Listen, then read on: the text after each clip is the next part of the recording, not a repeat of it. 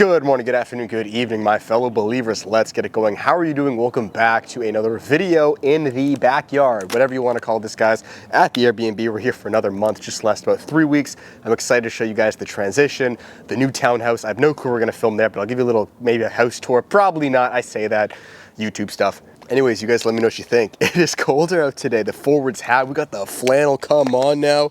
I'm a Texan, they all wear flannels, so I'm bringing out that inner country. Feeling a little bit more calm. Been going through it the past couple weeks. God's been smacking me around a little bit, but we're continuing to go. And I think in this video, I wanted to speak along the lines of Christian men are suffering or spiritual warfare, something like that.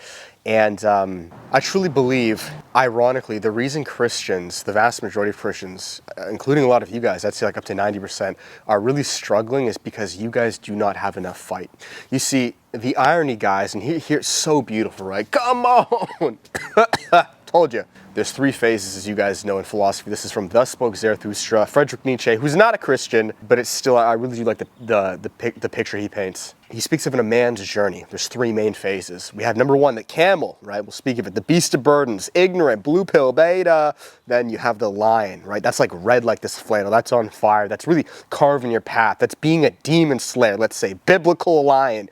And then number 3 is the child phase. And that's kind of like as you slay the demons, you come down, you relax, you calm, have that childlike just grace to you.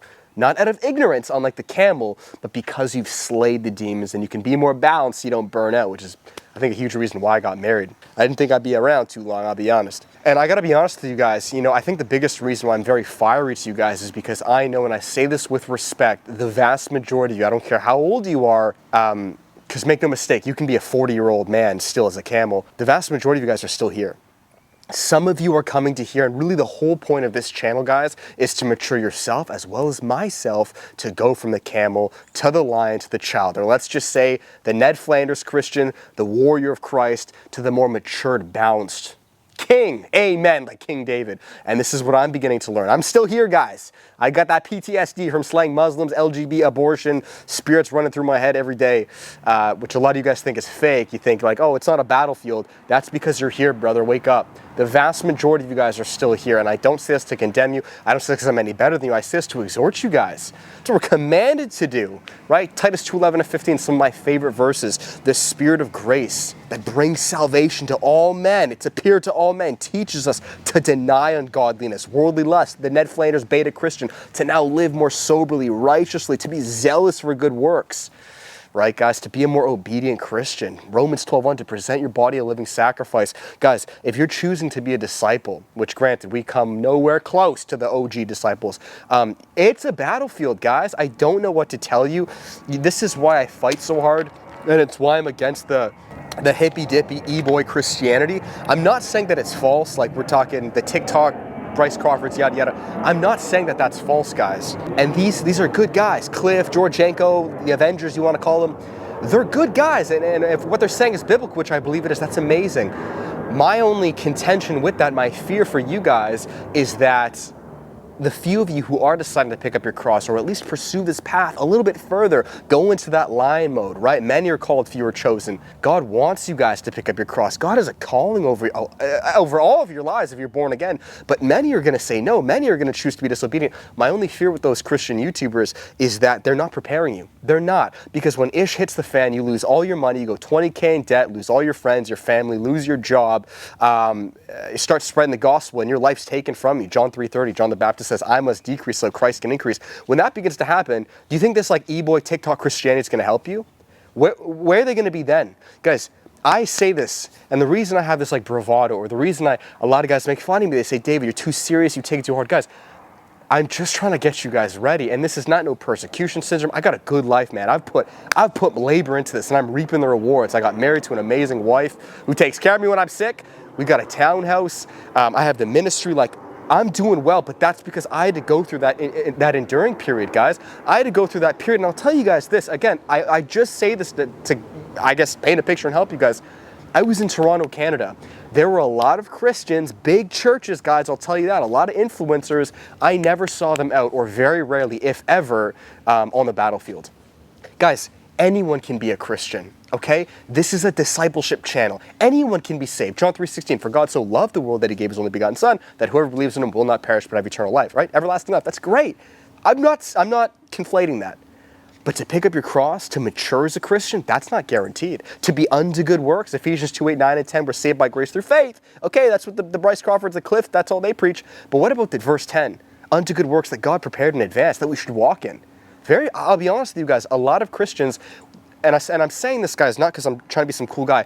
Now that I'm in Texas, I've realized the curse here in Texas. See, back in Canada, the curse was everyone is just blue-haired liberal atheist, right? And sometimes I actually rather that because I feel it's almost easier to like bring them. But in another note, the curse here in Texas or the state, especially the Bible Belt, is that everyone's just like a lukewarm, kind of like useless, yeah, kind of like dead work Christian. As in, like, faith, you guys understand in James, it says faith that works is dead. Meaning, like, you can have faith, okay, great, but if it's not working, guys, I'm not saying it's not faith, but it's dead faith, right? It profits nobody. We want to have a profitable faith. We want to be unto good works, guys. Again, Titus 2:11-15, zealous for good works. And this whole channel is a discipleship channel. It's not because I'm some cool, special guy club, but I will be honest with you guys, the further you go down this path, the rarer it gets. There are not many Christians who take it this serious, that want to start an evangelism ministry, that want to preach the gospel, that, I'll be honest with you, are like, and here's why I make this, okay? Each to their own. Everybody has their own life. That's fine. Who am I? You want to do whatever? That's fine. But if you're coming to a channel that is deliberately for disciples of Christ, and I'm giving you advice, and you have the audacity to then complain and bicker and say, well, you're going too hard. What do you think they said to the disciples? What do you think they said to Jesus? You're preaching hate. You got to chill out a little bit, brother. What do you expect? Like, that's like me going to a barber and he starts cutting my hair, and I'm like, why are you cutting my hair? Those scissors are a little too sharp. What are you doing? You're being double-minded. Go away. I have this channel as an outlet for myself as I build up Christ Developed, as I build Biblically Masculine, as I build the businesses, the ministries, as I learn, as I grow, as I go through failures and trials, I get married, I find this and this and this. That's why I'm doing this. And I have no clue what I titled this video, but guys, I say this with love, and this channel will be hated probably through all YouTube civilization. Because there's very few discipleship channels, because very few men have actually or are actually taking this serious. Again, that's not to brag. You just will realize this. If you're gonna follow this path and really be set apart, you will be made fun of. The majority of Christians, your own buddies, I get tons of comments. They're gonna say you're too extreme, you're too crazy, you're too mean, you're preaching too much hate. The list goes on, guys. There is nothing new under the sun. And I'm telling you, you need to choose a side. For the vast majority of you guys, look, if you don't want to be a disciple, it's not the channel for you, because it's going to trigger the crap out of you. You're going to feel like you're convicted, like, wow, I'm not doing enough. That's the whole point, guys, of Christian leaders, pastors, teachers, they want to exhort us, to encourage us, just like myself.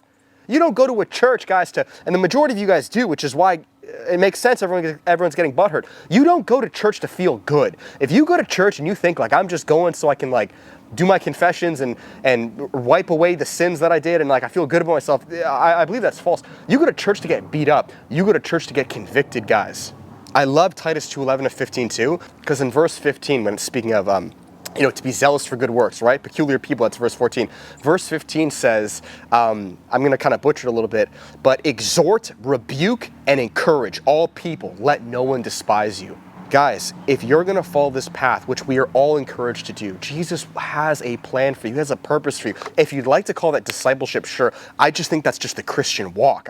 We got these hyper hippie grace people that consider anything you do in obedience of work to now be discipleship, just so they can fap all day long and eat chips on a couch. It's despicable, guys. But if you're going to mature down this Christian path, especially as you take it further, because again, I'm not saying you guys all have to street preach or yada, yada, no. Do whatever you want, or do whatever God's calling you to, but I don't know what to tell you, man. I don't know what to tell you guys. You're damned if you do, you're damned if you don't. So many of you guys, so many people, once ish hits the fan, and believe me, it's only going to get harder for me and worse for me, which is why I'm documenting this. So many of you guys, and so many people just want to be in the world. You want to be the camel. You're liked by no one actually likes you. No one respects you. You go to most mega churches. You go to most churches, even here in Texas. No one really knows your name. You're just kind of like a friendly Ned Flanders, like, he's that guy I see every Sunday. Oh, that's awesome, man. Is he out preaching? Is he out, unto good works? Is he following the Lord, right? Is he going all in? No, just works a normal 9 to 5. I think he's married, him and his wife, they're okay. And yeah, he just has a normal job and he's just, that's it. Again, if that's you, that's fine, cool. But do not complain or aim or guys, there's a splitting happening right now, and I don't want to say between the real Christians and the fake ones, because if you're saved, you're saved. But I will say the Christians that are really putting pen to paper and the Christians who just say a lot, because there are so many Christians, right? And if they're saved or not, I don't know. Are they all saved? Most likely not. But there are a lot that say that they're doing a good thing, right? They're fighting that good fight. But when push comes to shove, they're the first ones that are retreating. There are guys, I'm not going to name names, but it's like, they're kind of boasting about like, how on fire for Christ they are, how obedient they are. They got Bible study on Wednesday and church on Sunday. But then when they're asked to street preach, hey, come on out, let's turn it up a little bit. They're like, oh, no, not for me. Guys, there is a split happening right now. And I think it's because maybe I came from Canada where Christianity is borderline illegal. Like literally Trudeau tried to ban the Bible. I saw my pastor get arrested. Like it's real. We don't even have freedom of speech out there. To now coming to coming to the US where they do have freedom of speech. Everyone's a Christian, but most are useless. They do nothing. And I'm just noticing like there's a big split. There is a big split, guys. And again, I don't want this to be on salvation. Are they actually saved? Are they not? You take that up with the Lord. Do I believe all of them are? I believe, I don't know. Probably a good amount are. Definitely a good amount are. How many? I don't know. But what I am saying, guys, is that for the few brothers out here who really are picking up their cross, in whatever way that looks, maybe that is you quitting your job, stop being an idolater, and doing what God wants you to do. I mean, guys, again, this is not to like brag, but like, your life will be uncomfortable. I don't know how else to say this, guys. Part of me wants to really rip into you guys, but then I just get hated, like I'm whatever. And then when I don't, I feel like I'm leading you guys astray. Your life, if you're really going to follow this path, will get uncomfortable. God's going to tell you to leave your job. I'll just tell you from my experience. He's going to tell you to change your priorities. Maybe switch businesses. Maybe leave your old fornicating girlfriend, right? Maybe move out of your mom and dad's house. You might go 20K in debt. You might lose all your friends. Your family might think you're absolutely nuts. You might lose your job. You might get fired from your job. Might have to switch gyms 3 times. You have idols in your life. A lot of you guys are baby Christians, and it's one thing to be a baby Christian and to know that you're maturing and to go along with that. That's awesome. But it's another thing to be a complaining baby Christian, wondering, why isn't my life changing? Where are my fruits of the Spirit? Where is my wife? Where is my ministry? Where's my blessing? Where's my anointing? When you're useless, you're not obedient, you're doing nothing. That is 90% of Christians. That's 90% of churches. I've been at churches here now in Texas. They're really no different than worldly churches. It's not to shoot any shots or because I'm better. I'm just telling you guys what I'm observing. When push comes to shove, and for any Christians right now in the comments giving me crap, like, David, you're too extreme, I really want you to first shut up, but two, open your mind. You live in the West.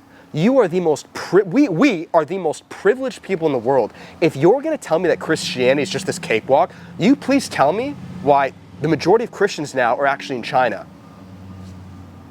If Christianity is just how it's supposed to be in the West, why are there Christians in China being persecuted for just holding a page of the Bible, tortured till their death? What about Christians in the Middle East? Do you guys like realize this stuff, or are you just still a stupid little kid in your little bubble? Entitled. My flavor of Christianity. I can be super comfortable. It's me. Entitled, sugar eating, Fortnite playing, skinny fat looking type Christian. Entitled, man child, still living at home, fapping 3 times a day. What a pathetic excuse of a man. It's disgusting. You guys, we are called to be set apart, okay? Unto good works. Not for our salvation, not because if we don't do this, we're not saved. No. But because you are truly saved and you're claiming that you're that man of God, you're claiming that you want that wife, right? This path not for everybody. It's time to go, man. It's time to go down this path. And I'll be brutally honest with you guys, the further down you go, the less like the world, the camel you look like, the Ned Flanders, the more you're going to get hated. Just read my comments, guys. Go on the past few videos. And again, I know I'm a little coarse with my language. I understand that, guys. But read them. David, this isn't spirit-led, man. You're a bigot. I hate this. Like, why would you talk about your wife that way as if, like, she's submissive to you? Are we reading the same Bible? Guys, I can't make this up. Just be ready. maybe that's what I titled this video. I have no clue. Be ready. It's coming. It's happening. I'm going to keep going. I don't care what you guys say. This is not my main ministry. I do this just to document. I say this because I love you guys, but there's a big splitting happening right now, and a lot of you need to grow up. You need to mature. It makes so much sense why no Christian men are getting married either. You guys, 85% of all Christians, hopefully not you guys, are man children. Flabby, high estrogen, mouth breathing, small pee-pee, I probably shouldn't say that, living at home, no job, entitled man children. And you have the audacity to call yourself a man of God. It's disgusting. And then you guys shoot the messenger. I'm a bigot, you're a caveman, whatever, and that's okay. But I want you guys to know to please keep going down this path. I say this because I love you. I'm just a random dude who falls short all the time, but I want to keep going, man, because that's what we're called to do, right? Let's finish off with a good verse, man. I think it's in Philippians 1:6, I want to say. Yes, sir, Philippians 1:6. Come on. All right, guys, let's finish it here. Philippians 1:6. Being confident of this very thing, that he who has begun a good work in you will complete it until the day of Jesus Christ. There is a good work in you right now. If you're a born-again believer, you've been bought and paid for. Your life, like the video game, has pressed start, okay? But you can choose to be disobedient. God has a plan for you. He's got a path for you. He's got a wife, a helpmate if it's in his will, your ministry. I don't know what it is, dude. A different job. You might be in a completely different part of the world.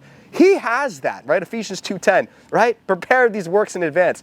You don't have to walk in them, though. And a lot of Christians, these hyper-lazy Ned Flanders Christians, are choosing not to, and they're boasting about it, and then complaining why God's not adding things unto them. You got to choose a side, man. This is not a buffet, right? You're either a lazy, disobedient Christian, you live a normal NPC-looking life, and you get normal NPC results, right? Again, not that this is like we're working for our salvation. It's very different. You're already saved. You've already pressed start. Or you can choose to really go down this path. Not because we're better, but because what else is there to do in life? That's why I love Romans 12:1. Let me read it verbatim.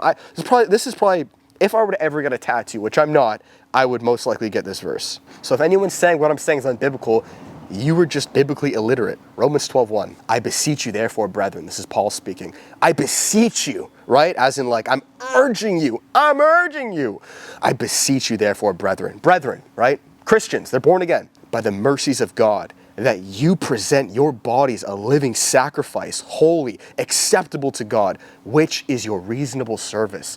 Man, you got bought and paid for. You're now in like the spiritual military. Your reasonable service, imagine like, just pretend like it's a movie, right? You're about to be captured and killed, but I paid you, I bought you, right? I saved your life. Your reasonable service now is to present your body a living sacrifice, holy to God. Are you guys honestly doing that? Heck, I fall short daily, I'm trying. So number one, shut up, quit yapping, quit goofing off to other people who actually live in this path, grow a pair, and make it happen. It's disgusting. Modern Christianity in the West is disgusting. I hope persecution comes. Because, man, you guys are going to scatter like cockroaches. And that's not to fearmonger, nada, because I don't face nothing compared to the real OG Christians out in China and the Middle East. You guys complaining because you can't even share to a friend. A joke, dude. That makes me want to throw up. So anyways, guys, that is it. Thank you so much for watching. The last thing I will say is moving forward on this channel, I'm going to come at you guys hard. Not because I hate you. Our super gay e-boy TikTok world will brainwash you to think that I'm the bad guy, and I'm letting you know it's the opposite. If I truly love you, right, your house is burning down, I need to exhort you as men above me exhort me, as God chastens me. That's biblical. Not what you guys are in. Not your churches, not your community, your flabby-dabby Get rid of that, man. Grow up and start seeing this eye to eye. Because people like myself are getting silenced every single day. I don't know more channels like mine. I really don't. And again, that's not to brag. I think that's why God planted me here. I'm probably going to become a pastor in a few years' time. Start like the most biblically masculine church, because it's a joke, dude. So that is that, guys. Thank you so much. I love you, though. I do. Please, okay? I love you guys, and it's how I speak, okay? Hope you guys enjoyed today's video. If you did, give it a thumbs up, comment, subscribe. And as always, guys, the final plug. I've been getting a lot of you guys again. I love it, man. I coach pretty much full time. There's discipleship coaching, guys. It's the first link below. I keep it very affordable. Yes, I charge for my time. Some Christians get butthurt for charging for my time. I run 3 businesses, guys. I got a wife to feed. I have a house to take care of. So excuse me for that. Don't excuse me. Those are like hobo-minded Christians. But I keep it as affordable as I can, guys. Believe me, I could be charging 2 times as much. I used to charge 3 times as much back with the old business. But I love coaching you. And I want you guys to all be disciples. Do you understand? So spots are open, guys. And I would strongly recommend it. There's a 100% money back guarantee if you're not completely satisfied. You guys have my word.